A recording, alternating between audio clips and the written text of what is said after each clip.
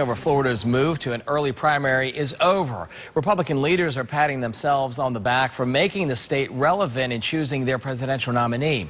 And as Mike Vasalinda tells us from our exclusive Tallahassee bureau, Florida GOP voters are already lining up to make their vote count.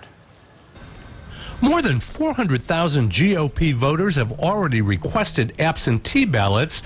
Television ads are starting to hit Florida airwaves. If I'm president of the United States, I will never... And mailboxes will soon be filling up with postcards from candidates. Florida's move to an early primary date is making the state a player. And I approve this message, says FSU political scientist Bob Jackson. You know, I think Florida is really... if not proving, at least demonstrating that this early move enabled it to have that influence. The state is paying a price, losing half its delegates. Maybe. The National Party is already going easy on state Republicans. The National Party had a chance to get tough with Florida Republicans by enforcing a rule that would have given proportional delegates to each of the candidates, but it didn't, and that only makes Florida's primary that much more important.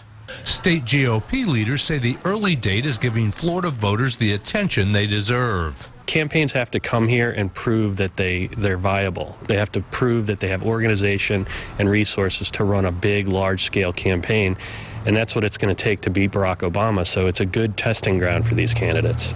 Florida will be the first big state to vote. The question is whether it will do for one candidate what it did 4 years ago. Propel them to the nomination.